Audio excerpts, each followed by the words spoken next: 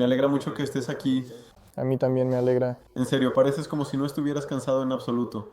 Yo podría haber hecho 5 etapas más. Tal vez habría habido algún cambio o movimiento en la clasificación. ¿Y el país en sí? ¿Cómo los recibieron? ¿Qué impresiones tienes respecto a Arabia Saudita? Al principio hubo muchas controversias antes del propio rally, que podría haber ciertos problemas relacionados con la cultura de Arabia Saudita, pero en realidad ni siquiera nos hicieron sentir eso, porque nosotros también, bueno, ya sabes, cuando nos encerramos en el vivac, lo que pasa en el vivac se queda en el vivac, ¿verdad? Y tampoco se notaba nada de eso. Por ejemplo, cuando en algunos equipos había mujeres en el equipo de asistencia, ellas también decían que realmente no sentían que las mujeres fueran maltratadas aquí. Bueno, está claro que nosotros también éramos un poco prioridad durante el rally. Creo que también por eso, pero todos los mitos relacionados con que iba a ser difícil en el día a día, también creo que han sido desmentidos. Empezamos a lo grande, porque normalmente la primera etapa es de unos, no sé, entre 30 y 80 kilómetros, y eso siempre lo considerábamos como un prólogo antes de todo el rally, para ir acomodando las posiciones y poder rodar en nuestro propio grupo. Y aquí la primera etapa tenía de inmediato, creo, unos 360 kilómetros y con los tramos de enlace aún más, así que 750 el primer día, así que empezamos bastante fuerte, pero por eso las posiciones tampoco pudieron ordenarse del todo, porque íbamos en mucho polvo durante muchísimos kilómetros, así que no se podía avanzar hasta la posición en la que realmente uno querría estar al final.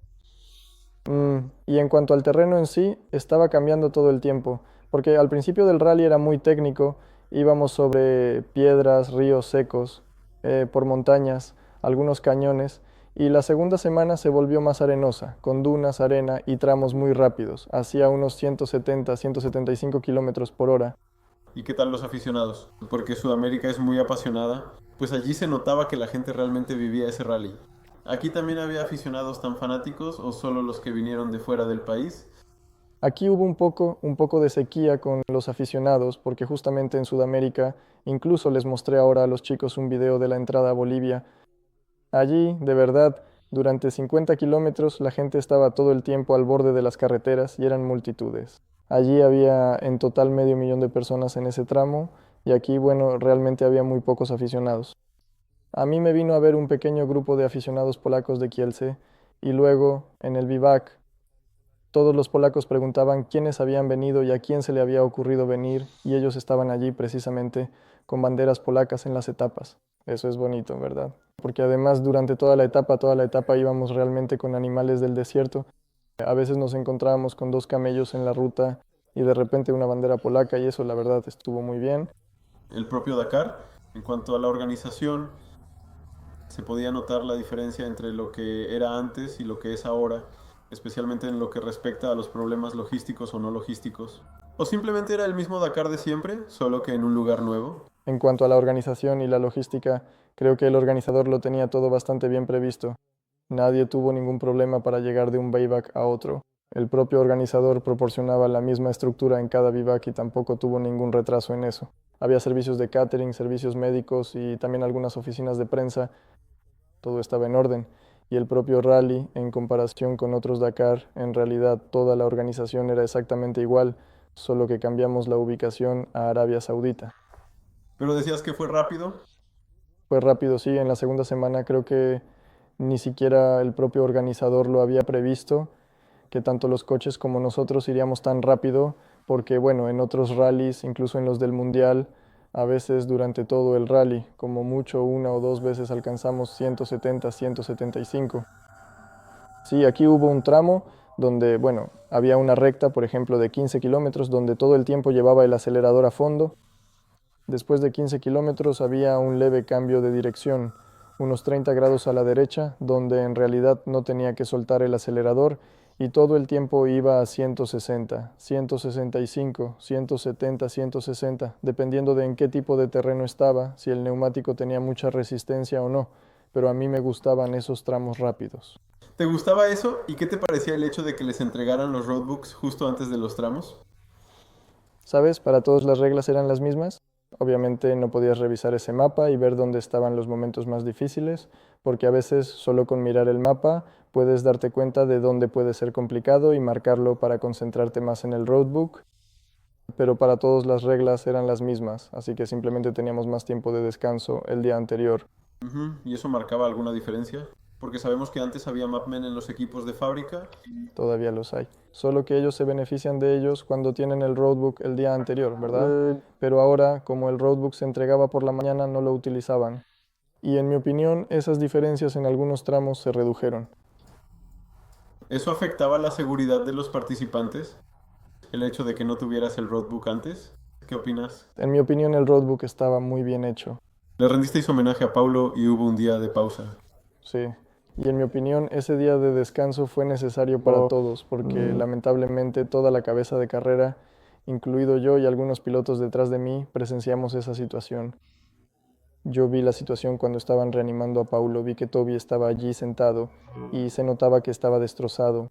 No hacía falta ser psicólogo para darse cuenta de eso. Estaba Stefan Spitko de pie y los médicos junto a Paulo que intentaban pues devolverlo a la vida, ¿no? Así que al pasar por allí yo ya sabía que la situación era muy grave y esperaba que cancelaran el tramo lo antes posible, que lo anularan y nos dijeran que fuéramos a la meta, porque era muy difícil seguir conduciendo.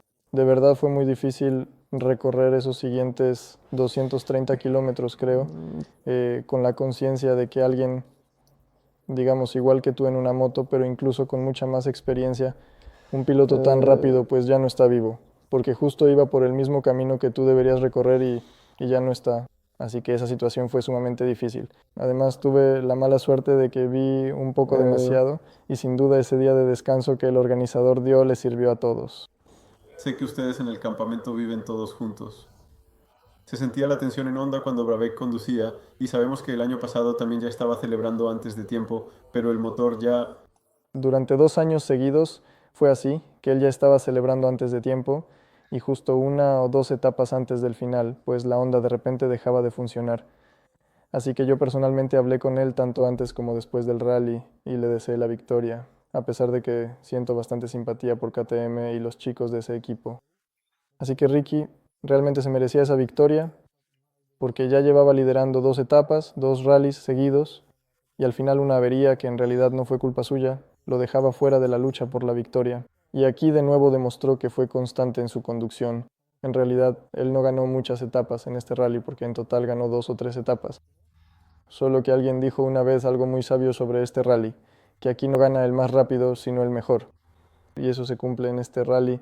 Y Ricky por fin ganó este rally, sí. Bueno, supongo que ese también es tu dominio, esta consistencia. Bueno, hemos visto que después de las etapas no habéis asumido ningún riesgo durante este rally. No, quiero decir quizás un poco en el último, porque también sentí que podría haber ido más rápido a algún lugar. Tenía un buen grupo de competidores. Stefan Sbitko salía delante de mí, así que en la última etapa aceleré un poco más. Por eso recibí una reprimenda de muchas personas. Quiero decir, una reprimenda positiva de mis padres porque estaban sentados y les temblaban las manos, pero en esa etapa me divertí mucho. Y en el resto de las etapas, como siempre lo repito, trato de conducir de manera segura, nunca sobrepasar ese límite de comodidad que tengo en la moto. Si me siento seguro, conduzco con confianza, ¿verdad?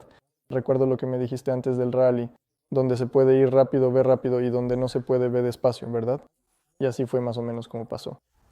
Bueno, o sea que en el futuro tal vez podrías abrir un poco más el acelerador cuando conozcas un poco más Arabia, ¿no? Mira, soy deportista y también tengo mis propias ambiciones. No me gustaría terminar otro Dakar de nuevo en la posición 17, sino más bien ir subiendo poco a poco en la clasificación. Ahora, en 2 meses, Abu Dhabi y justo después de Abu Dhabi, en realidad nos quedamos en los Emiratos, está la Baja Dubái, luego eso la Baja Jordania o Kazajistán. No lo sé aún hay que hacerlo, tengo que mirar el calendario porque no me acuerdo. ¿Seguirás practicando enduro, baja y cross country? No, baja y cross country. Cuando lo haces todo terminas conociendo promedio en todo. Sí. Y si te concentras en una cosa, tal vez logres algo allí algún día. Bueno, el año pasado hicimos de todo y no hubo tiempo para concentrarse en una sola cosa porque era enduro. Justo después del enduro te cambiabas a la 450 para la baja, luego de la baja a, no sé, Silkway, a la moto de Dakar y otra vez el mismo esquema, todo el tiempo una moto diferente y eso fue algo así como promedio. Bueno, buen comienzo de temporada. Felicidades. Fresco. Muchas gracias.